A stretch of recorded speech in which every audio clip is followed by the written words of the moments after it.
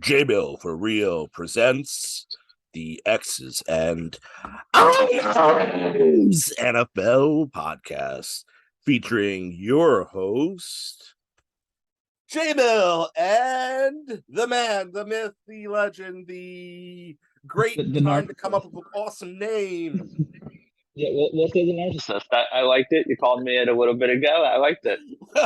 Um, so let's just jump right into it. Last week I brought up that I was a 50.5 point underdog on our fantasy league there.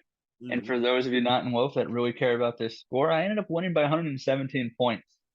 My team performed exactly like I thought they would. They did not overperform, regardless of what some people have said. My team performed the way they have all season long. I'm averaging the same number of points. I'm nothing if not consistent. Chukas's team performed the exact way it does. And this week, what we're going to have happen is Graydon's team is going to perform the exact way it has all season. My team will perform the same way it has all season. And I will move on to a crisp, clean 4-1. Graydon's team is like a vacuum, though, that basically, like, he's 3-1, but he's the worst team at scoring in the league. So he kind of like sucks the life out of the opposing team. Like there's some sort of mystic force that's going on. Like, I don't know. Who knows? Who knows what it is? An unlucky or like Milo Murphy. There we go.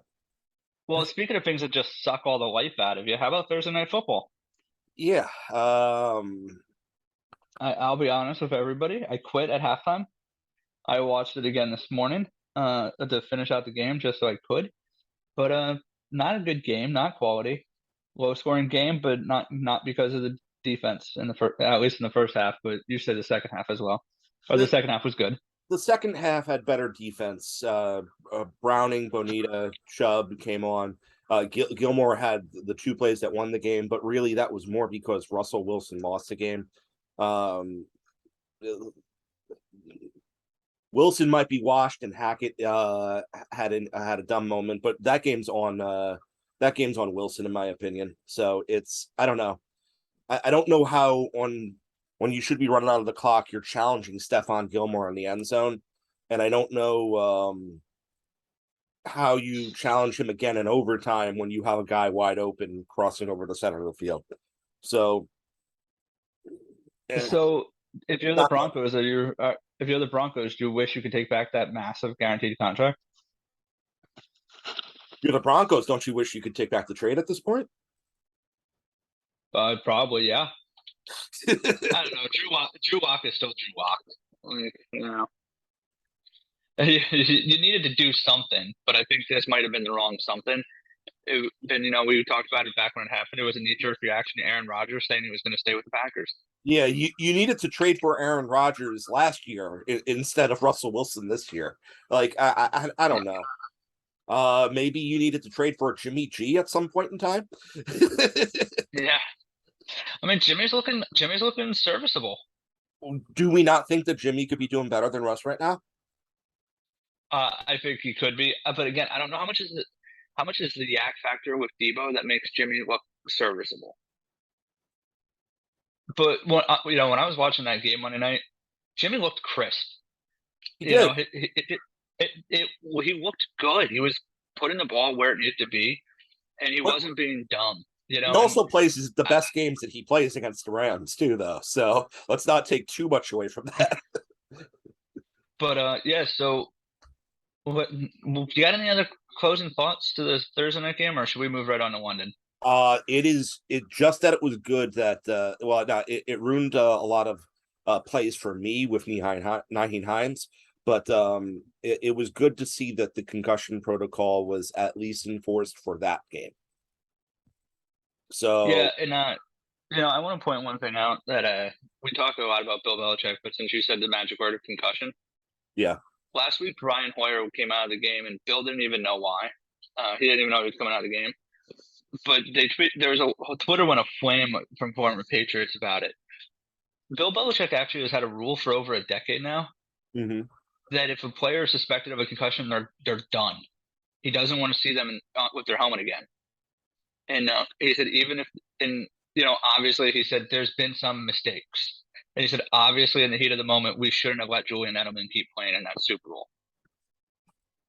But Bills, he's talked about it. He's talked about it on the radio on Monday too. That the concussions for him, he'd rather lose a football game than put a guy out there to go to the hospital.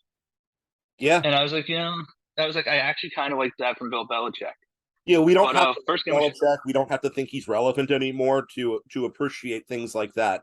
To appreciate the things that helped make him great, which was taking care of his players and stuff like that. Mm-hmm.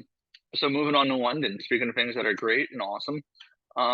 Moving on to London, Green Bay Packers are the home team, and it's their first time in London. I don't know how they dodged it up to this point in time. They're favored by 7.5 over the New York Giants. I am still very much I know as a Giants fan that sky's the limit here. And you're thinking Giants win.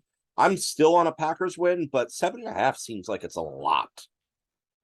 Yes, especially against a Giants defense that has done very well. The offense has looked bad, and I'll give you that. The offense is not great. Outside, if Saquon's not moving, it's not happening.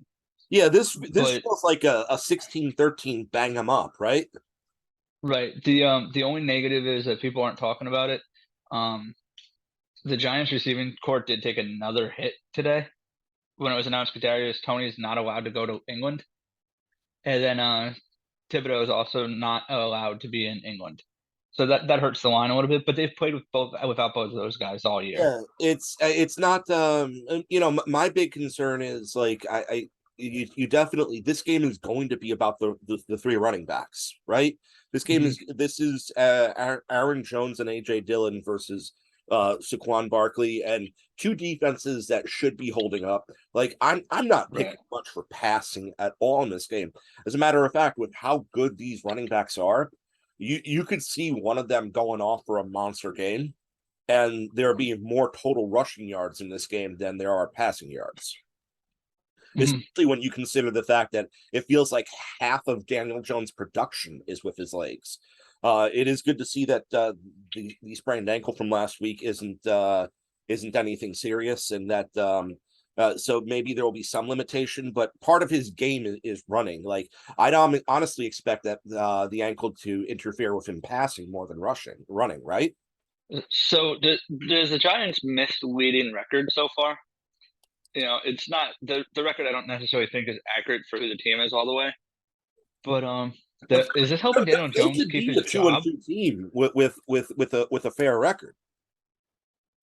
But no, I'm saying, like, is Daniel Jones keeping his job because the other Giants players are overperforming a little bit?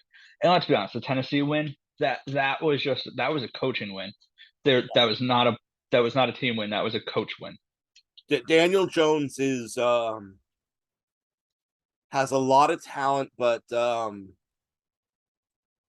I don't know, like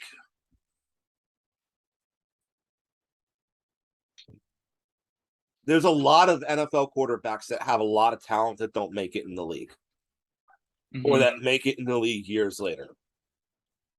Like like Geno Smith did not have the talent when he was younger, but he's clearly one of the better quarterbacks in the league this season. So maybe Daniel Jones needs to learn off of someone for a couple of years. I don't know. I'm not saying it can't get better, because we've clearly seen that it can get better. Like I'm not going to be denying what we've seen so far this season. And we can think of other quarterbacks that started when they were much older, right? Was Alex Smith playing early on? No, Alex Smith was sitting behind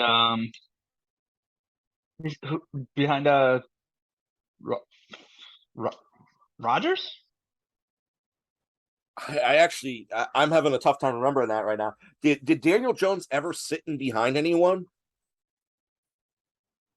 There's no overlap with Eli and Jones, right?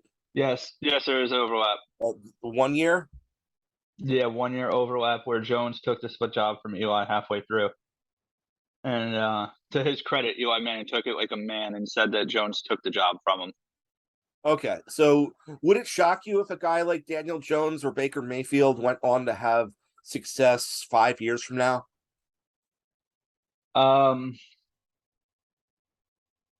You use two guys that I no longer believe in, so yes. But I see your point. Sam I do Darnold. see your Sam point. Darnold. No, I can see Darnold become successful at some point. Okay. I But mean, I feel yeah, like we've talked a lot. yeah, We've talked a lot. This we Giants talked a lot on this. offense. When really this game comes down to, are you taking the over and under on Saquon Barkley, and at 77.5, you got to take the over on Saquon Barkley, right? Yeah, I'm taking the over in Saquon, and I'll tell you this later in my picks too. I'm Giants +8 here. Uh, Oh, I got it. I got it.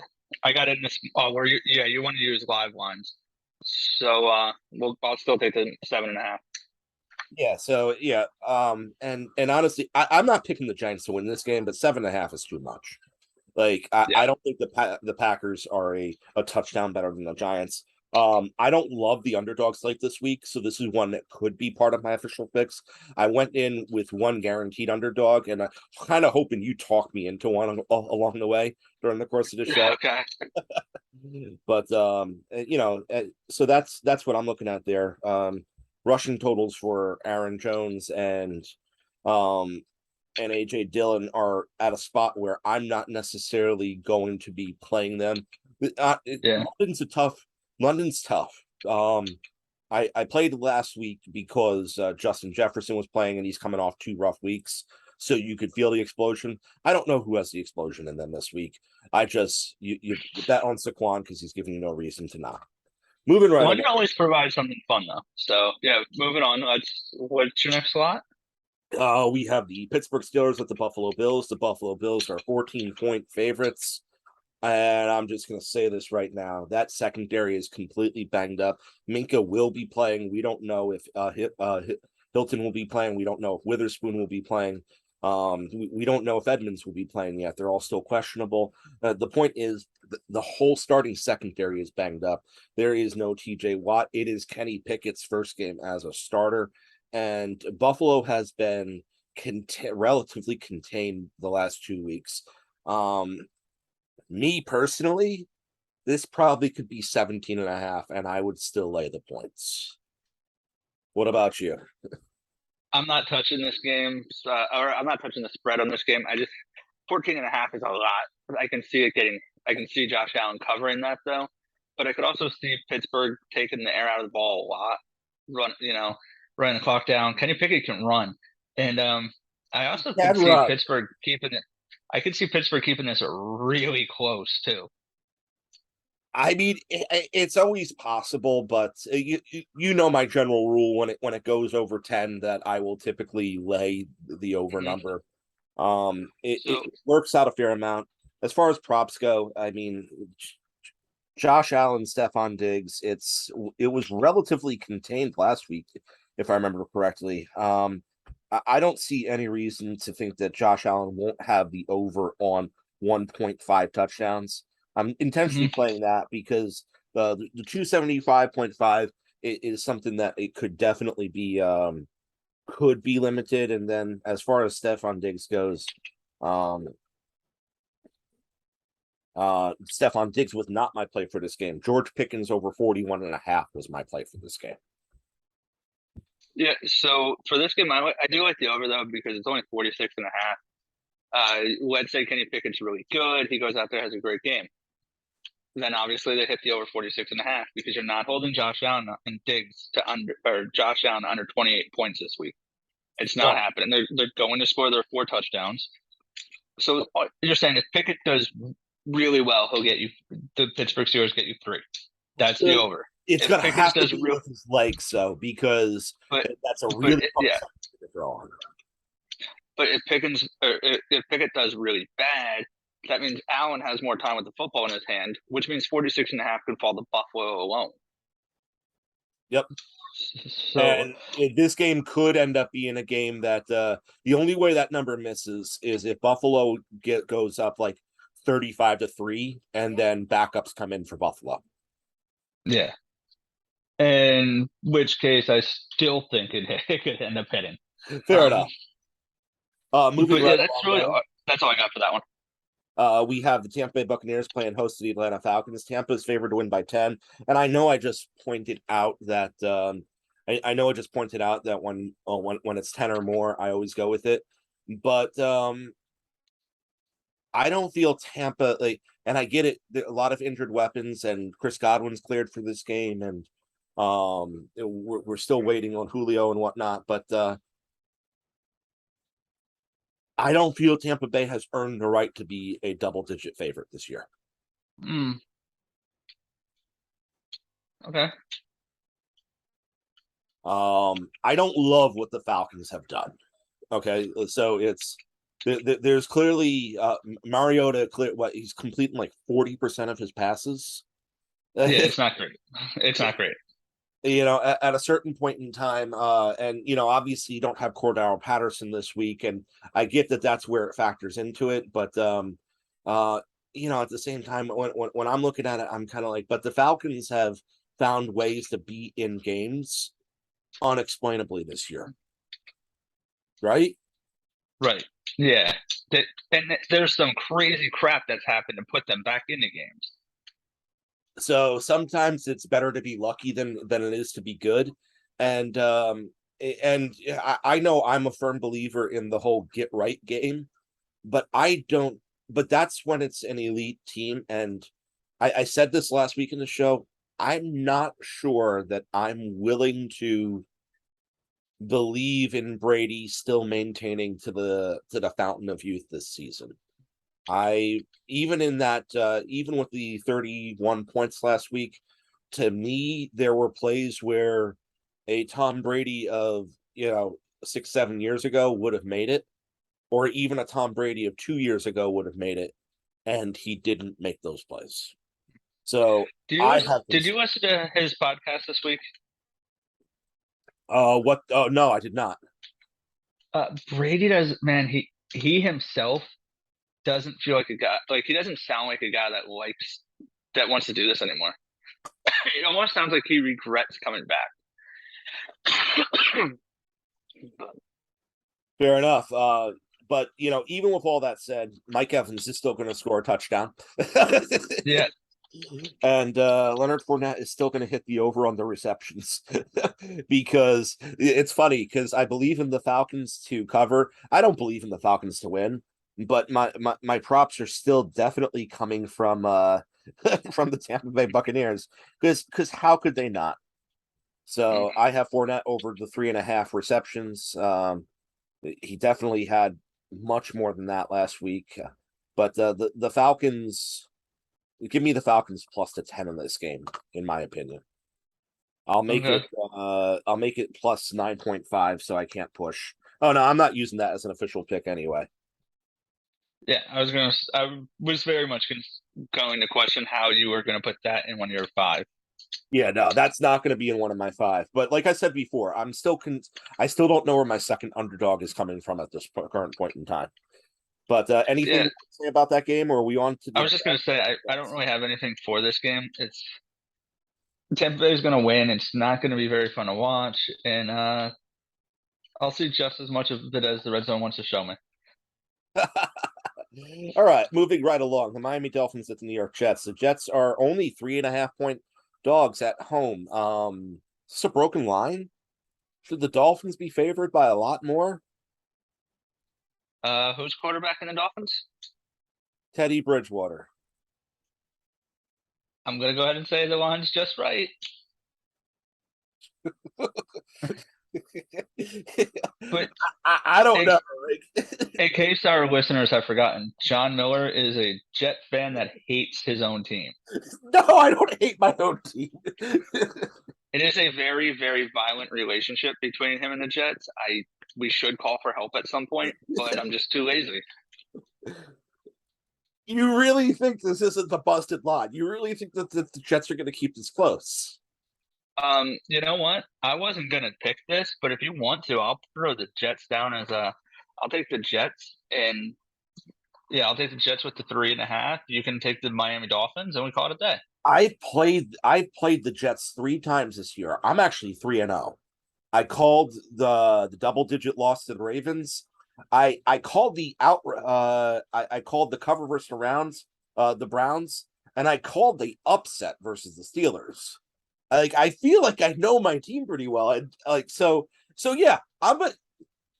yeah, this will be. I'm switching it up a little. I'm gonna officially take the Dolphins laying the 3.5, and be There we go. pleasantly surprised if it's that switches up my overall picks at the end a little. But I'll be pleasantly surprised if the Jets find a way to. They better not find a way to lose by 3 points. So. Like this is my relationship with them. I pick the other team, and they cover but don't win. Yeah, that's probably what's going to happen now. So this is probably going to be the Jets lose by a field goal. Oh, I will laugh so ridiculously hard if it happens that way.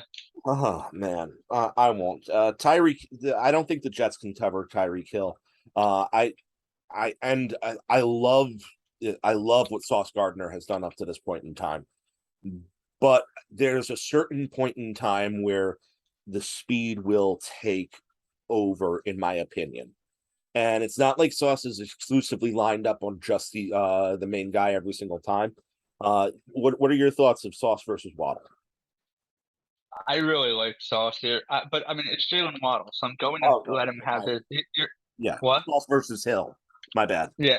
So either way, I'm still going to take Sauce to win the overall matchups, but I'm going to take Hill to at least have a couple plays where you're sitting there like, oh boy, the Tyreek Hill busted play where like it wasn't supposed to be that way, and he just makes it into 6. Yeah. It's hard to picture Hill under 67.5, right? Oh, that's very hard to picture. Yeah. Especially with the I think he had a greater target share with Bridgewater than he did with Tua.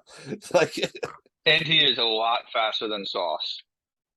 So if he can catch one and break that first tackle, he's gone. So do we think Sauce gets an interception this game? I don't ever take interception bets. No, okay. I never take him because I can never get him right. All right. Do we want to talk a prop from the Jets side? A Breece Hall and Elijah Moore. It's clear. It's we pretty. We want to talk about that Zach Wilson 221.5. Yeah, I think we do want to talk about the Zach Wilson 221.5. Are we on opposite sides of this already? No, we're putting Zach Wilson over 221.5, right? Oh yeah, absolutely. That definitely. Honestly, I believe I believe the Jets will score. I just believe at a certain point in time that if the Jets defense wants to make a full believer out of me this season, they could do it in this game. Okay. This one. It has to be this one? Or they could do it versus Buffalo. Okay. So I need to see this Jets defense drastically slow down one of those two offenses this season. And this is the first shot. So if they found a way to win this game, wow, I'm not even gonna finish that sentence. But okay, you don't want to jinx that possibility. Yeah, right. Like knock on wood or something. Like, anything else to say about that game before we move right along, though? I do not know. All right, we got the Tennessee Titans at the Washington Commanders. The Commanders are 2-point home underdogs. I have no read on this game whatsoever. The Commanders defense could slow down Derrick Henry enough to put him underneath the number. I'm literally sitting in a fantasy situation where I'm choosing between Carson Wentz and Ryan Tannehill to start this week, and I have no clue. It's a super flex, so it's quarterback number 2. I have no clue what to do as far as that goes. Because I'm looking and I'm kind of like either one of them could be a vastly superior quarterback on Sunday. Do you have any clarity in this game at all whatsoever? Other than Curtis Samuel with a monster target share because Jahan Dotson's injured. I will say that this game is not one I'm looking forward to. But I did just draft Derrick. I did just trade for Derrick Henry to be my RB3. So let's go Henry. Like, he's the only one I like here. Actually, I did take You his like over. the 86.5 on Henry for the over? I do, because Sell me. I can't. It's a gut thing. I just think it's gonna happen type thing. Um, and it's not just because I traded for him. It's partially part of the reason I wanted to get him. Yeah, I mean, you I didn't just trade. You don't think he's good because you traded for him. You traded for him because you thought he was good. Like right. there's I just don't have a reason why I like him this week. I just do. And sometimes I've learned that those are the best bets I make is the ones where I'm like, yeah, I'm doing that. well, I'm not playing the under on it. Like I can tell you that, but it could easily could easily be a game where Derrick Henry he's being used more in the passing game. It could easily be a game where he rushes for 80, catches for 40, and scores 3 touchdowns. He could Right. have a monster game and miss the total, right? He could. But okay, maybe I'll go with your gut on game day, but I'm not putting it as part of my show notes. It sounds good. But yeah, this game is another one. Like Tennessee was supposed to be good, they're not very good. Nah, we weren't thinking Tennessee was supposed to be good. Like They were supposed to be in contention to as be August okay. was coming along, though, we were considering putting Jacksonville ahead of them, and I think I ultimately did end up putting Jacksonville ahead of them, and I think you You did did, yeah. too, right? I did not. No, you didn't. Okay, but you were Because I don't close like to it. Jacksonville. But Yeah, I was you close were to it. It was a considering. Trevor Lawrence hate from Clemson. Trevor Lawrence didn't knock out the Irish. We would be fine, but he took the Irish out in the playoffs, so I still hate the guy and don't really like him. He's just I mean, you have to admit he's translating well at this point, though. he is. He definitely is, yeah. Um, though not the way I expected him to. I wasn't thinking some high efficiency quarterback. I was thinking more big play, but maybe that comes at some point. Moving right along, we have the Chicago Bears at the Minnesota Vikings. Vikings are a 7.5 point favorite. Doesn't that half point just kill? Doesn't the fact that it's over a touchdown instead of under a touchdown just kill you a little here? Like, wouldn't you Yeah. 100% not even think about it at 6.5, and that 7.5 just bothers you? No, I still like No. it. Oh, you still like it? Okay. Yeah. I think that it's I don't know. So you're a believer in T- Cook t- and t- Thielen this week? I just don't like. I just can't get behind the Bears. It has nothing to do with Minnesota. It's like, do I think Minnesota scores 17? I do. Do I think 17 is enough to cover? I do. So I like Minnesota. Oh, okay. So you're already factoring in that Jalen Johnson is probably going to limit Justin Jefferson this game. Yeah, I just think 17 is where you need to hit, and I think they're going to get to 17. Okay, so, and I know that I guess if the Bears could easily just score 9. You're right. Oh, and it's Still don't possible. know I who the mean, running back's going to be this week. and the Giants just held them to 12, and 6 of those were because of turnovers in the Giants half of the field. But the Giants also have a better defense than the Vikings, right? Yeah, they do, but the Giants have a much worse offense and gave them the ball inside the 40 twice, But and the they converted Giants it to also have a field. better offense for controlling the clock than the Vikings do. They do. Yeah, they do. See, my biggest concern with the spread is Jalen Johnson has been unreal. He's not getting targeted. Like my play for this game is actually Justin Jefferson under. I hate doing under, but under Mm-hmm. 84.5 Why? because of Jalen Johnson. Okay. The guy doesn't get targets. And last week it's if you played the unders on if you played the under on Devontae Adams, You lost. you lost. despite the fact that Patrick Surtain had an insane game, because the target share, the amount of targets that were thrown his way, Carr got Adams' stats anyway, despite poor efficiency. Yeah. Would Cousins do that though? No, because Cousins has more options. Yeah. Well, no, Cousins has more options than Carr. He has Thielen. Who's the number two in Vegas? Well, Hunter Renfrow was injured. Darren Waller's right. misleadingly a top tight end, but that's because the tight end position has been awful this year. So would you rather take Osborne or you see what I'm saying? Like, Cook and Madison better. are both better at catching passes than Josh Jacobs. Yes. Okay, I guess Kirk Cousins has more options. And has had 2 good games in a row. So here, let's not play against Justin Jefferson. Let's play for Adam Thielen, because I like doing that better anyway. So that's a much better way to do it. Yeah.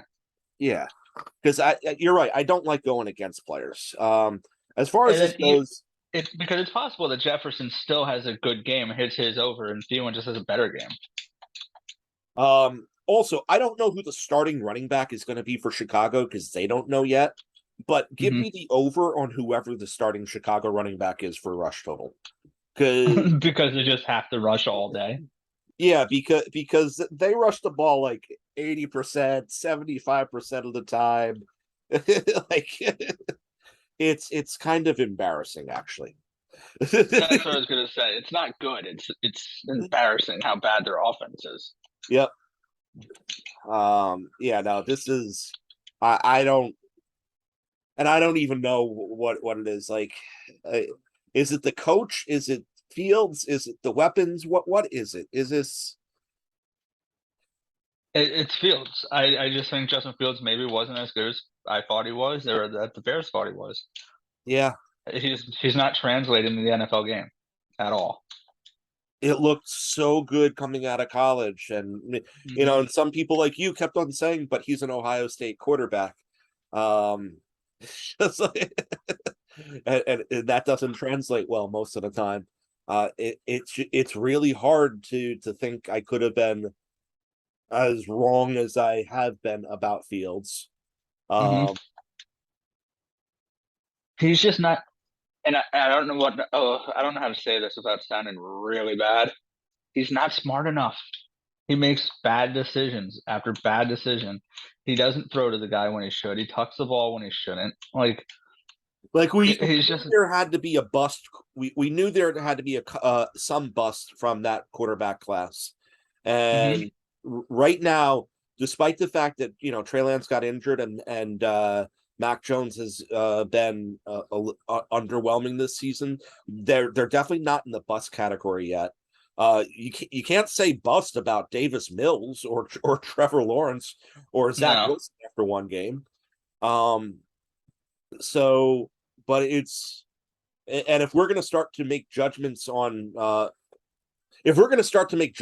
Trevor Lawrence at this point, we have to start making judgments on Justin Fields too, right? Right. Yeah. So, moving right along to a game that features Davis Mills and Trevor Lawrence. The Houston Texans are 7-point dogs as the Jacksonville Jaguars are playing host to this game. And you're not wearing a Hawaiian shirt, I just noticed. I'm not. I'm wearing an Apollo 13 shirt today. I'm wearing a Scrooge McDuck shirt. DuckTales. Cool. Houston at Jacksonville. Houston's been covering these spreads, haven't they? No, they have been. They didn't cover versus the Broncos. No, I think they're 3-1 against the spread, though. Yeah. You could call this a get right game, but I'm not sure that this is one of those things where, like last year when Jacksonville was supposed to beat Houston, Jacksonville didn't beat Houston. So Remember, we were all going into the season thinking that can this Houston team even win a game? Well, they won that game week 1 of the season versus the Jaguars, and Yeah. I get it that it's very different paths since then. At this point in time, well, it's not very different paths. That they've both played better. Like, yeah, Houston's 3-1, but they have played better than expected, and Jaguars have played better than expected too. I don't see where this is where the Jaguars are covering this 7. So I'm not actually I don't feel comfortable to play this, but at the same time, I definitely think Houston covers this game. Mm. What about you as far as that goes? I don't know.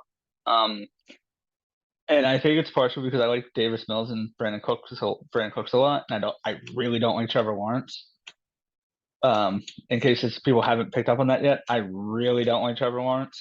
Um, but I'm not gonna touch it, and I know that that's kind of like a coward's way out.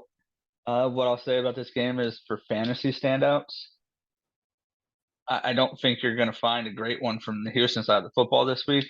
Oh But my I goodness. do think No, you have some great options from Houston.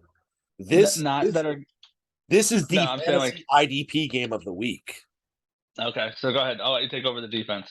No, you have Foya Luakun, you have Devin Lloyd. You could get the big game from the rookie Trayvon Walker. You have Josh Allen. You have Jalen Petrie on the other side. You have Jonathan Owens. You have Christian Kirksey. You have Devin Stingley. Like, to think that I just listed 8 guys who could all very realistically have big fantasy games this week, and I didn't even list guys like Rashawn Slater or Tyson Campbell.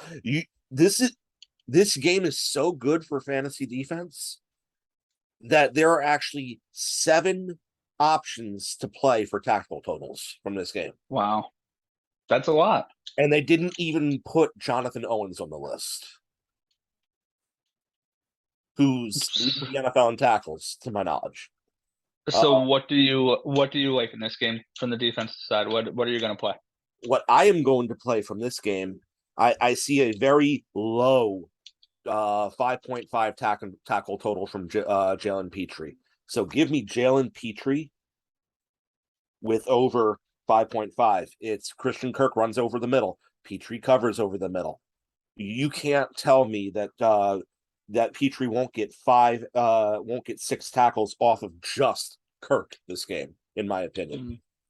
And then besides that, going back the other way, the Foya Luakun number is a little high in my opinion, and I wish they would have given a sack total for someone on here, because this feels like a Josh Allen sack game. But see if you can play that somewhere. So I'll write it down either way. Josh Allen sack, and but the Devin Lloyd number, like we know that they have a a franchise running back at this point in Houston, right? Right. We're believing in Dameon Pierce. We are. So with that said, for Lloyd is the one who's charging the line of scrimmage more often. Give me Devin Lloyd over 7.5 tackles this game. Okay. Anything for the offense or no? Nope. I like Pierce. I'm starting Pierce. This is the first week I'm actually doing it. And I like the kid. I think I should have given it to him earlier. Yeah, I mean, he's been good for 2 weeks, so Yep.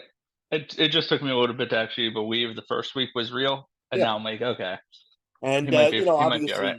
You're playing James Robinson and Christian Kirk too. But if I remember correctly, these numbers are kind of high for both of them in this game. And the Texans defense tackles really well. That's a great way to keep somebody under their number. Right, because most numbers, come off that missed tackle, or the one that gets broken. Yeah, the Texans defense tackles incredibly well. So, moving right along, the Los Angeles Chargers at the Cleveland Browns. The Browns are 2-point dogs at home. I'm avoiding this game. I am actually gonna. Sorry, Keenan Allen got ruled out a little bit ago in case you missed that update. No, I'm aware that Keenan Allen got ruled out. Josh Palmer isn't necessarily the answer coming in, though. It feels like it's Gerald Everett. So, Gerald Everett over? Yeah, as far as a winner for this game, because I can't not take 2 games in a row, I'm gonna go. Yeah, I'm gonna go Cleveland at home. Okay. And I'm only gonna go Cleveland at home because I also think the Nick Chubb Kareem Hunt thing is just too good. Yeah, I mean, it's very easy to pick Chubb over his rushing total. Like, he's been over 110 every week this season. So unless they're pricing him appropriately at 110, I'll play the Nick Chubb over 91.5. It's too low. Yeah, and I think that Cleveland is doing what they wanted to do. I know you don't want to talk about it, but I gotta just say they're keeping themselves right around where they need to be for that week 10, week 11, week 12 time frame when something may or may not kick in for this team. We will not be covering the first game back, but we are going to treat Deshaun Watson like a normal person. We're going to treat Deshaun Watson like a normal person starting week 2 that he's back. Yeah, so I mean, I got him in. I have him in 4 out of 5 fantasy leagues. So. Oh, okay. And I'm not boycotting it the first game back based off of Deshaun. I'm boycotting it based off the NFL because 11 games to get him back just in time for the Texans game, like. Yeah, it's so obvious. That's Honestly, what they, I would have felt first better. ever Yeah, I would have felt better 11 if they game did it for suspension. 10 games. I would have felt much better if they did it for 10 games. Like, I hate what the NFL did. Therefore, I'm not acknowledging that game. Not covering it in the show. We got a few more that we should cover. But and that game's that game's still more than 2 months away, or almost 2 months away.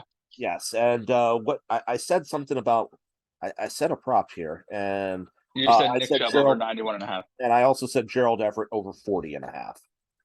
So is Gerald Everett any relation to no?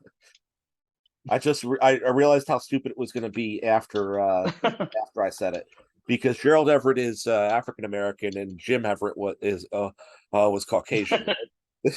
Yeah. I mean, I guess that doesn't mean that there wasn't some sort of adoption going on, but Everett has to be a pretty common last name. We're walking down a slippery slope. Let's move on. Well, there could be adoption, right? There could be. There could also just be a darker skinned person in the family. Fair enough. Very fair. But Detroit Lions, New England Patriots. Patriots 3 points, laying 3 at home. The over-under of this game is 45.5. The Lions are scoring 35 points a game. They're giving up 35.3 points a game. Yep. So the Lions 3 weeks in a row have given the most fantasy quarterback points. The Lions game has given more fantasy points than the bottom 3 games of the week. That's crazy. I mean, and when you look at it, when you look at the way this goes, the Lions can score 45 and lose. So, yeah, I like the over. I think it's going to be Bailey. They can't stop the run, so we're playing Damian Harris. We're playing Ramondre Stevenson. Yep. We don't know if Amon-Ra St. Brown's playing or not, so we have to wait for our Detroit ones, based off of that. But if he's not playing, then you're playing Josh Reynolds and TJ Hawkinson. If he is playing, then you're playing Amon-Ra, and you'll have to wait. You'll have to wait till this is announced Saturday or Sunday. But one more time. You're gonna have to wait till Saturday or Sunday when they make a decision. But Bailey Zappi, man, the kid's good. Yeah, he has. He would. I know it's FCS. Say what you will. If you look at his numbers, he has a single season record for most yards in a season. That's still impressive. I mean, you're talking about some real guy. Like you're talking about Trey Lance came out of FCS. He was a D2 player, so he's getting love, and Zappi's getting nothing. Yeah, Zappi's getting love this week. So I think this is where Mac Jones loses his job and rides off into the sunset and gets traded someplace else next year. It could be. I mean, it's as far as what I'm I'll, playing this game. As of right now, I'm playing the over on rushing totals for Harrison Stevenson, but it's very easy to play it for Zappy. It's very easy to play it for Goff. And I know the Patriots have a really good defense, but kind of feel like this Lions offense is defense proof. Like they could give up a defensive touchdown and then score touchdowns the next few drives. Right? right. I like this game a lot for the over. I think that over is laughable. This team's just not good on defense. They're gonna let everybody score, and Ramondre Stevenson's not that bad. No, yeah, I'm playing both RB overs. It's Rashad Penny got right last week. Yeah, he did. The Seahawks were trying to run out the clock, and Detroit's like, no, we're not going to tackle you. Yeah. It's like, no. Okay. So, yeah, let's move on. We have the Seattle Seahawks at the New Orleans Saints. The Saints are 5-point favorites at home. Andy Dalton is playing over Jameis Winston. It looks like the full complement of receivers is back. I don't know. Give me something to believe in this game. Geno Smith. I mean, I'm high on Geno. What is the number for Geno Smith? Because we know this Saints secondary is really good. I don't have it in front of me. Okay. I want to say it was 253. Oh, that's I low. could be making. Yeah, and I think that anything under 270, I'm playing anyway. Geno is at 239. That seems like a very good play, actually. Yeah. I think that Vegas hasn't necessarily caught on yet that Geno Smith is got a great relationship with DK Metcalf. And there's always that Tyler Lockett guy. Penny doesn't look that bad, so you kind of have to worry about that aspect of the game too. Yeah. So I want the Geno Smith over 240. All right. What about Chris Olave on the other side? It was pretty clear that he didn't lose anything because Dalton was throwing him passes. Right. I think Chris Olave is a smart play. I think he's projected in the standard PPR league at 15.3 this week. So I really like that play. I think 15.3 is a low number. So Olave is at a 62.5 receiving total. With the way he catches passes, with the amount of air yards he gets per target, he's leading the NFL in air yards per target. The air yards period.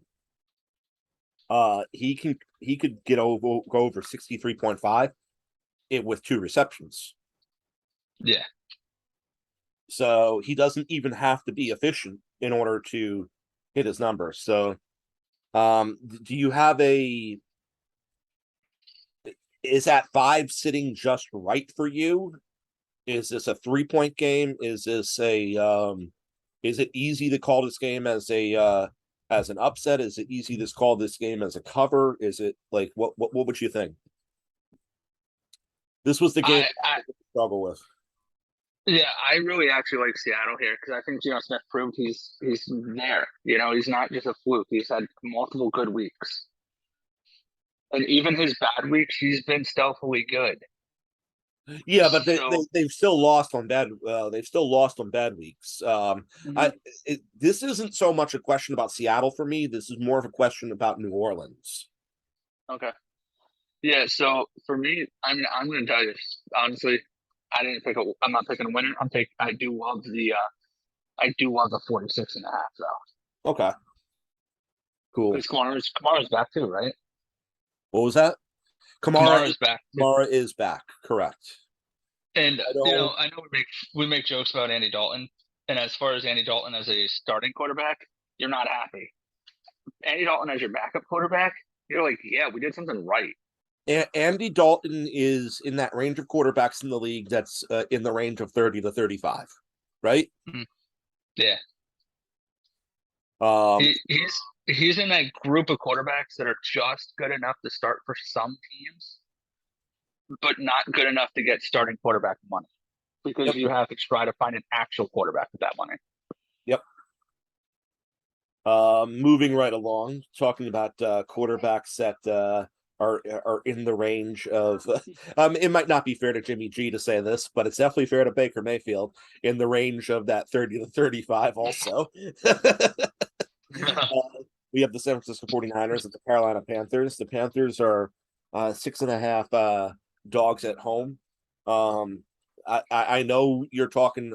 You love over unders and you take the over or nothing, but it just feels like the 49ers find a way to drag their team to the under every single game. Yeah, but not this one. Not this one. I'm not going to take the over under on this game, but what I will take, I'm going to take San Francisco minus the 6.5.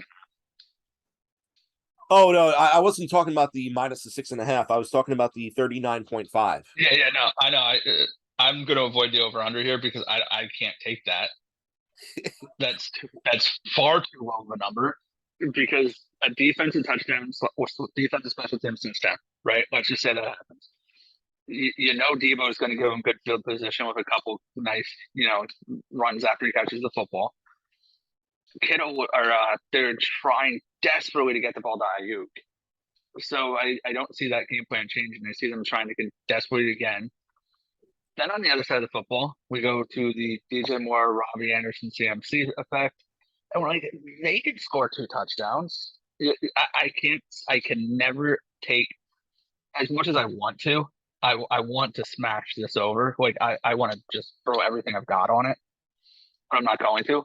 And that because I see the under actually being a really good play. Well, But, I'm going to play the under. Like I'm not even like it was 24-9 versus the Rams, so that would have hit the under. Like I think every game San Francisco played this season would be under 39.5 at this point. Though I'm forgetting one game in there. I don't know which one it is. But it's one of those things where the 49ers are the opposite of the Detroit Lions. No, that's not fair because the 49ers offense is actually a lot better than the Detroit defense. It's just the 49ers offense is designed to take a lot of time off the clock and hold the ball a lot. So really when it comes down to it, the only one who I think is truly playable in this game is Debo. Yeah. Because we don't know what unless does Bosa have a sack number? Let's pull up defense special teams. Give me a sack number for Bosa. No, Bosa. Why wouldn't you give Bosa a sack number? Like you're the only person I ever met that plays sack total, so that could be why. But they're giving Shavarius Ward, Dante Jackson, Dre Greenlaw, Emmanuel Mosley, and Fred Warner tackle totals. I see what you're saying. I don't play him, so I don't know what's supposed to be there and who I would expect to see. Fair enough. I guess the only question is, do you play over the 22.5 rushing for Debo, or do you play over the 56.5 receiving? I think you play 56.5. Yeah, I like the 56.5 a lot because that's also a shovel pass that accidentally gets sprung free. It's why I say that's why I can never actually take unders in player props because most of the time you're talking about a missed tackle. Yeah. And we both watched enough football to know that tackles get missed sometimes. Yep. Moving right along though, but they don't get missed by the Philadelphia Eagle defense, it feels like. Right. The Philadelphia Eagles have just been dominating everyone. The fact that they are only a 5-point favorite, I get it. Our Cardinals are coming off a win, and there's Kyler Murray, and there's no,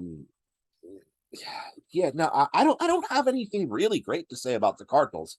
They are at home, but so the Eagles should be double-digit favorites versus the Cardinals, in my opinion. I don't care that it's in Arizona. So Philly is a smash there. Philly's gonna be my is going to be my super pick this week for the record.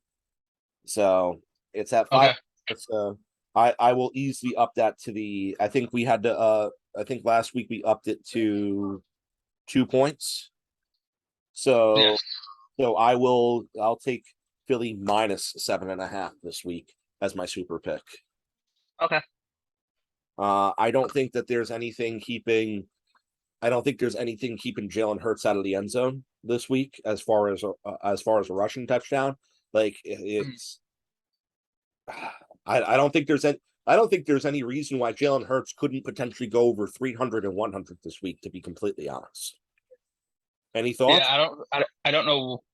You can make an argument that Jalen Hurts is going to be QB1 for fantasy this week, and if you can make that argument, then you have to be able to make the argument that he doesn't get contained, and you have to take him. And also, Arizona's not good. Arizona's defense is really bad, and their offense is kind of mediocre. Yeah, not a team that should have gone out and spent all that money on Kyler Murray. Yeah, Cliff Kingsbury's probably going to end up losing his job this year. I'm not 100% sure he should.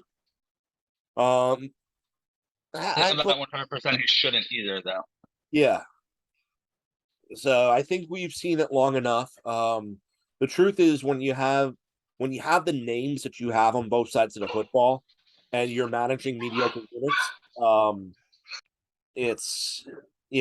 there's nothing to say there. So, as far as what those numbers are on Hurts that I will be playing, it will definitely be I'm just gonna play touchdowns for Hurts.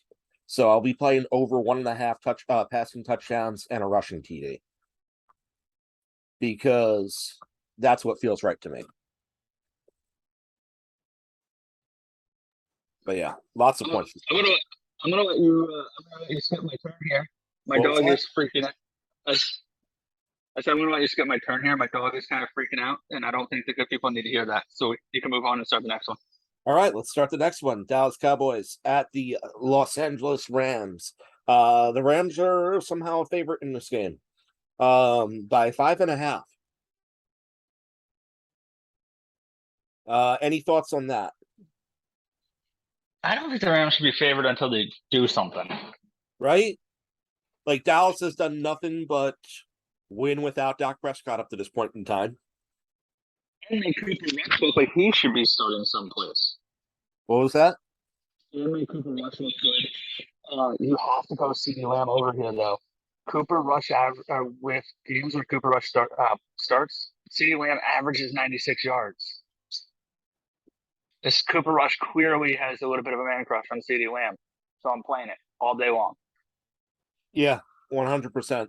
And when it comes down to it too, that 1.5, I don't trust Zeke on the goal line anymore for some reason that they don't give it to Pollard in the red zone.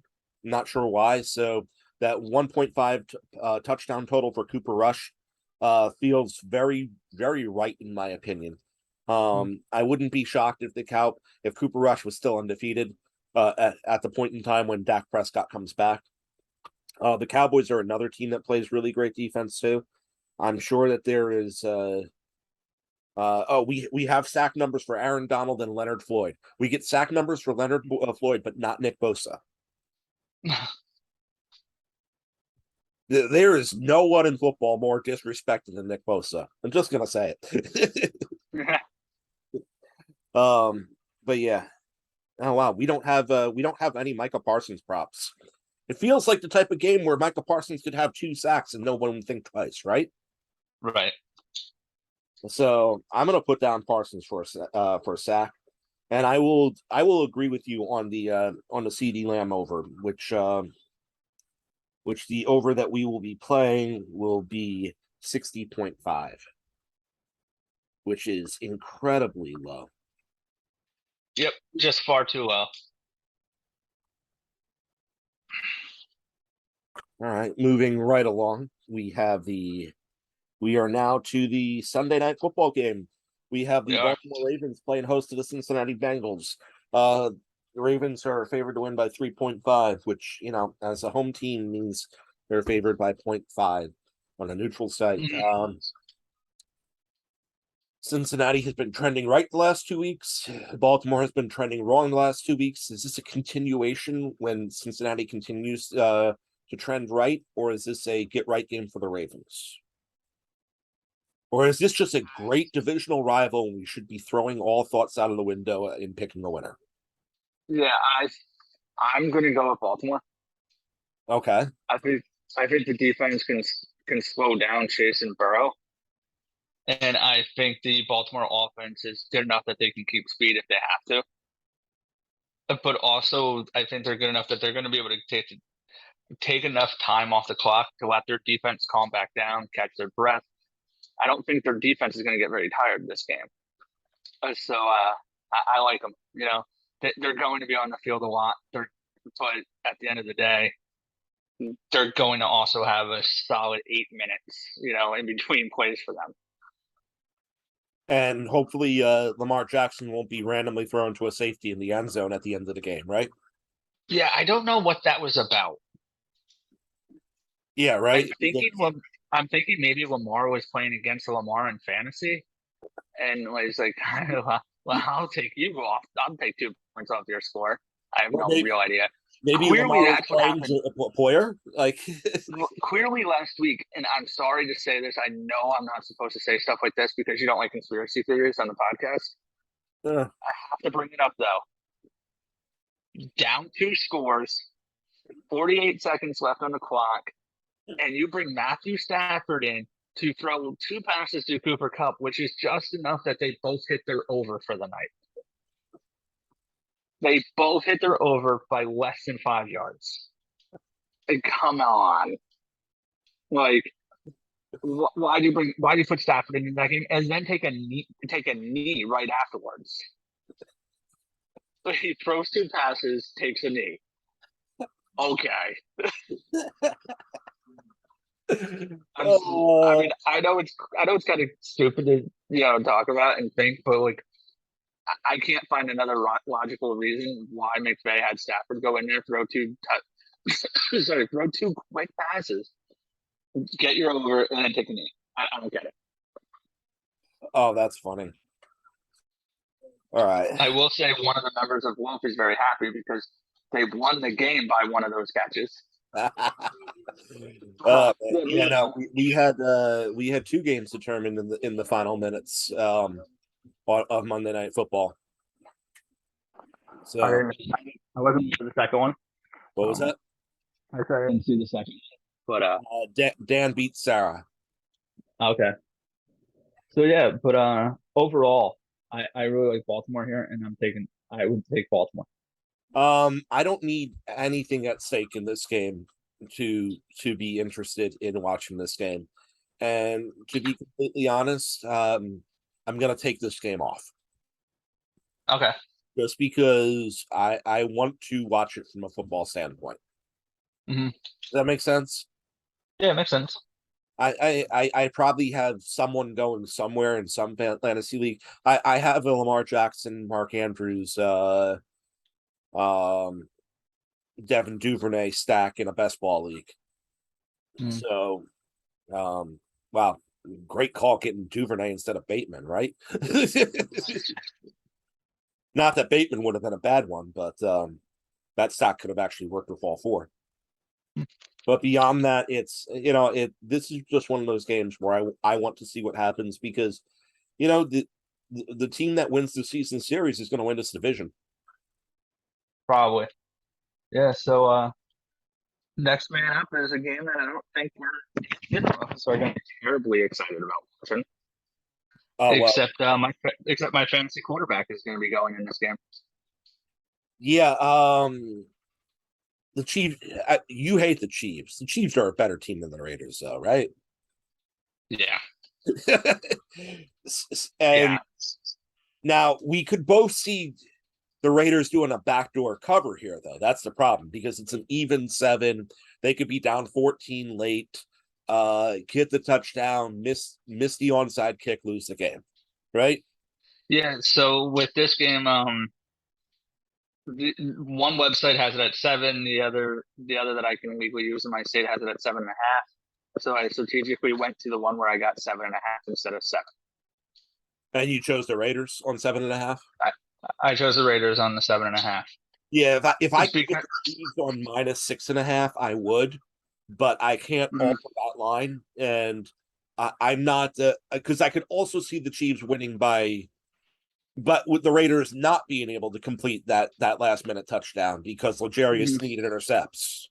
You get what I'm saying? Like it's oh so. yeah. But When, I think we can both agree that the offenses here were much better than the defenses. So oh yeah, no, we're taking the over on this game, the 51.5, and Monday Night Football is other than the 49ers, the 49er vacuum that sucked everything out of the Rams. I think the Monday night games have been pretty have been pretty decent at hitting the over so far this year, if I'm correct. yeah, and they've been pretty fun to watch. Yeah, so yeah, and honestly, unless you were a Rams fan, it was pretty fun to watch the 49ers beat the crap out of them. Yeah, and this is actually one that I was kind of glad there's not a Manning cast for, because I could see this game getting ugly to a point where I want to go to bed, and I don't go to sleep during Manning cast because I enjoy it. I'm having a good time, but I could see this game getting not fun. Now, the biggest problem with this game when it comes to actually picking plays, I definitely agree with you on that. The biggest problem, though, when it comes to picking plays, though, outside of Mahomes and Kelsey, are we really comfortable talking about anyone? Is the Josh Probably Jacobs not. rushing total too low? Where is the Josh Jacobs rushing total? I had a hard time finding any props for this game. Josh Jacobs rushing total at 61.5.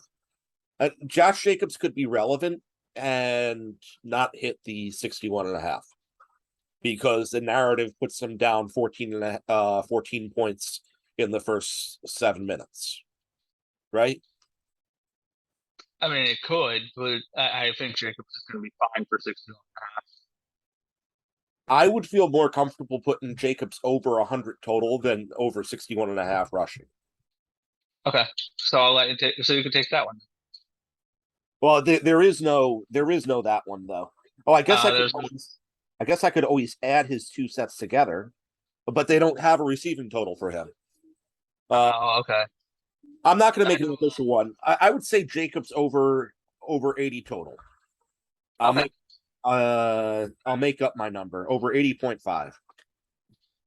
Because But you never know either. By the time that somebody's listening to this podcast, that could very well be a prop you can take, and we're just recording a little early. Mahomes over 274.5. And let me double check to make sure there's no one. Is there a Hobbs tackle total? Because Hobbs and Kelsey are probably meeting each other quite a bit in the center of the field. Yeah, I would say a lot.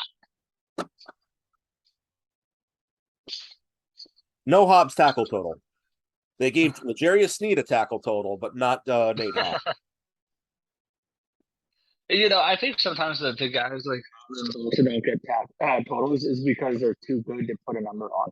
Because they realistically could have a lot of them, or they can have a normal amount. How do you gauge that? What would you put Hobbs' number at? 7.5, right? That's where you almost have to take it to. Yeah, I think you would And have it's to like, get 7.5. but at that point, like, is it really worth it for them? How many people are going to be wasting the wager versus how many people are going to avoid it because it's too high of a number? I just don't think it's worth it for them. I'll tell you one number to avoid. They have Nick Bolton at they have Nick Bolton at 9.5. I feel very uncomfortable predicting any player at 9.5. Yeah, that's a real high number. And I get it. Josh Jacobs is through the early weeks has been the number one weapon, and that Bolton is the guy who is shadowing Jacobs. Be careful with that, Autumn.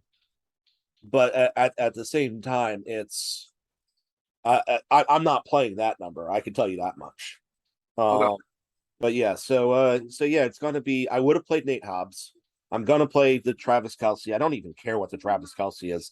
Travis Kelsey feels a lot like Nick Chubb this season. If you're going to do it, you're going to do it, right? Right. And Travis Kelsey's at 70.5. So You got anything from this game, or just overall watching it because I'm going to watch it, but I'm also going to take the car number. I'm going to take Jacobs over 61.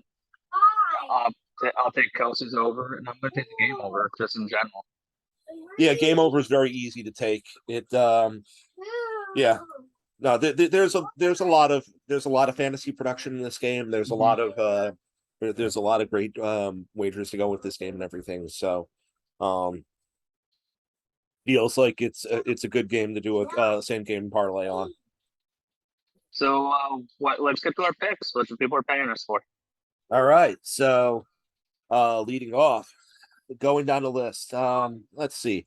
Obviously, I'm going to be taking. I have to take the Miami Dolphins laying the 3.5 because we're going head to head on that this week. Yep. I said before that I was. You can't say something generic like you hit it when it's double digits every time, and not play a 14-pointer. So I'm going to take the Buffalo Bills and minus the 14. Because it's a coward's way out to give that advice and not take it yourself, right?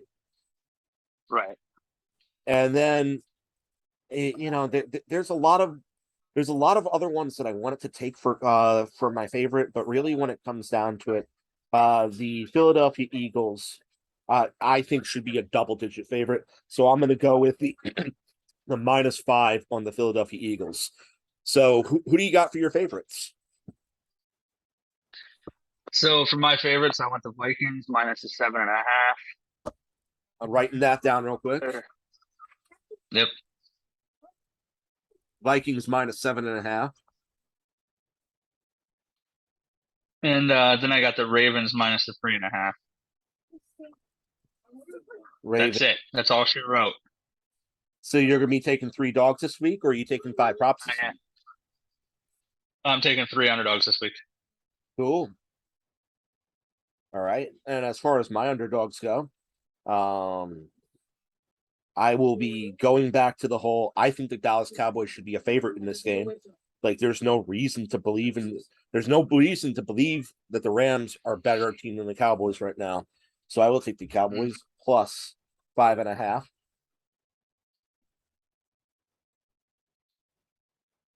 And then this is where things get a little tricky. I probably am going to end up going with a team that I think is going to lose, but I think is not going to lose as badly as the number indicates.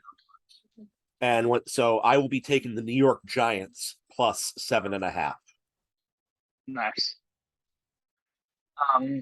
So we're in agreement. So there's no suspense there. So I'm just going to move on.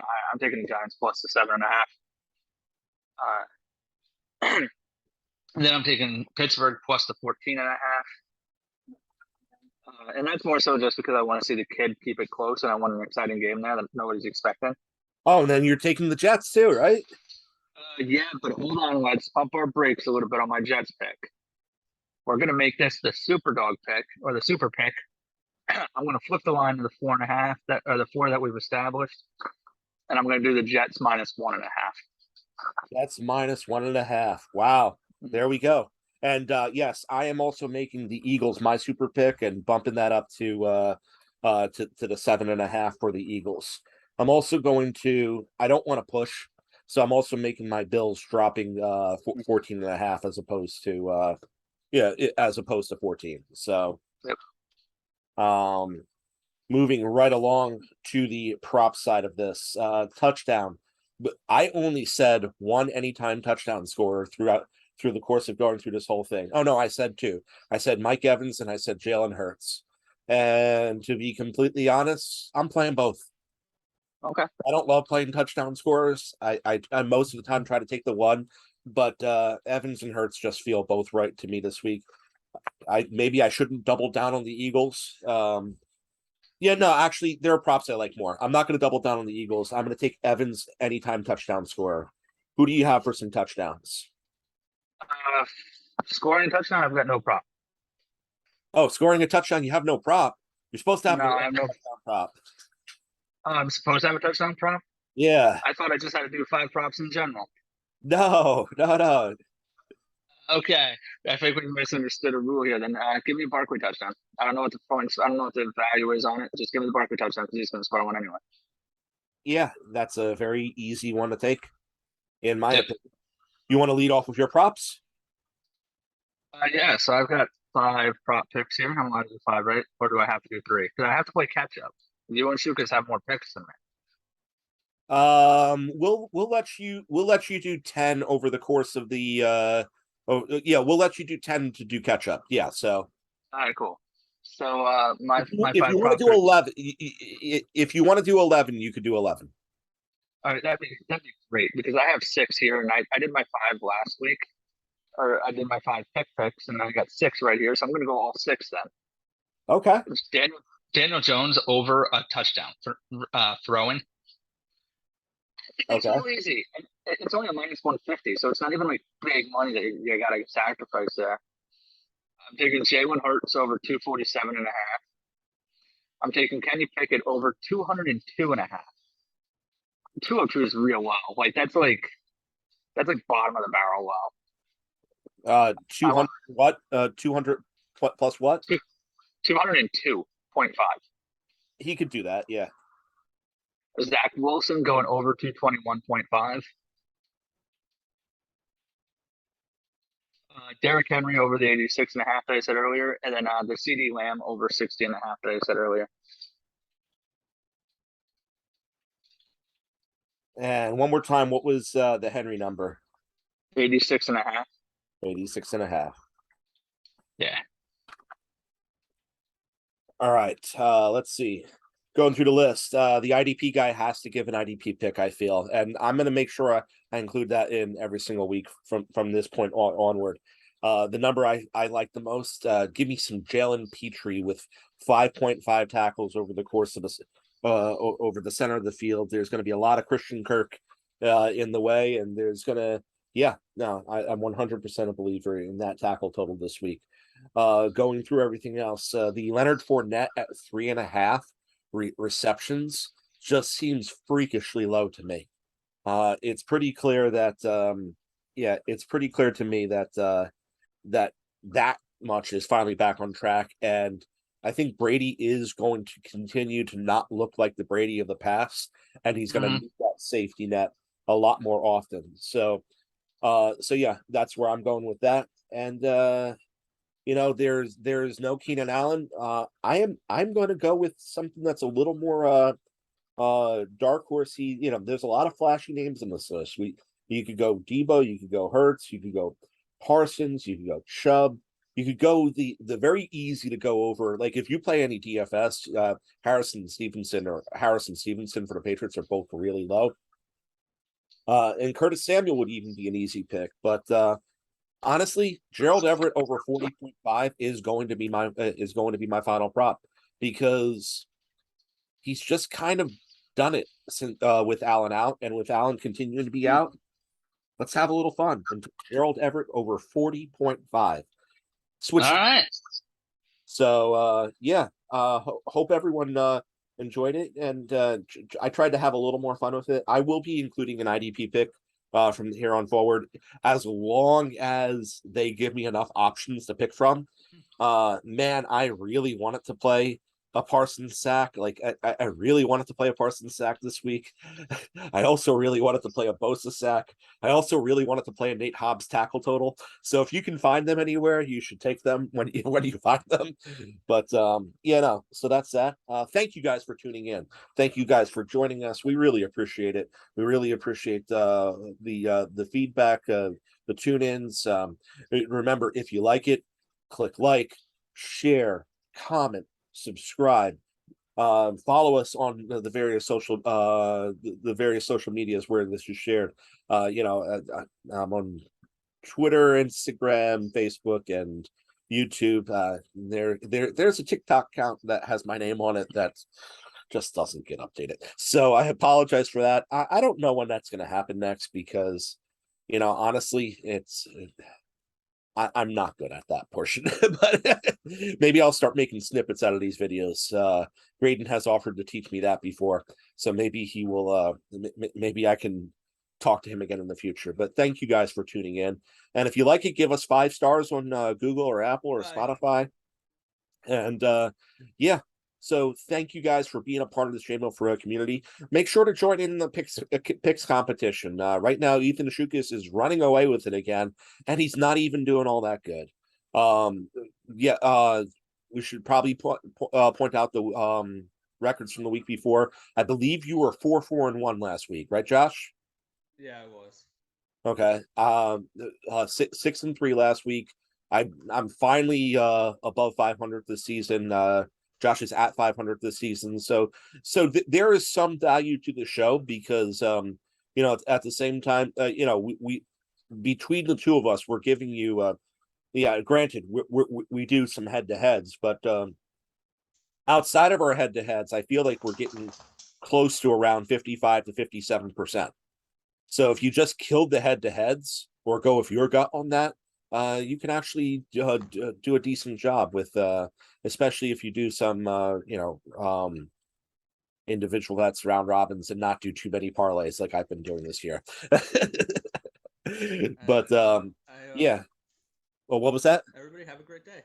I just yeah, and remember to be responsible. To this is a hobby. It shouldn't be a vice. Only bet what you can afford to bet. Only spend the money that you have allotted for it. Don't go over your limits. Make sure you're keeping track of it at all times, and just be responsible. Okay, if you need help, seek out help. There's so many ways to find help. 1-800-GAMBLER is a good way. Even all these sports betting apps have a way where you can actually seek out help through the app. So remember to be responsible. Be responsible and do the right thing, like putting Kenny Pickett as your starting quarterback.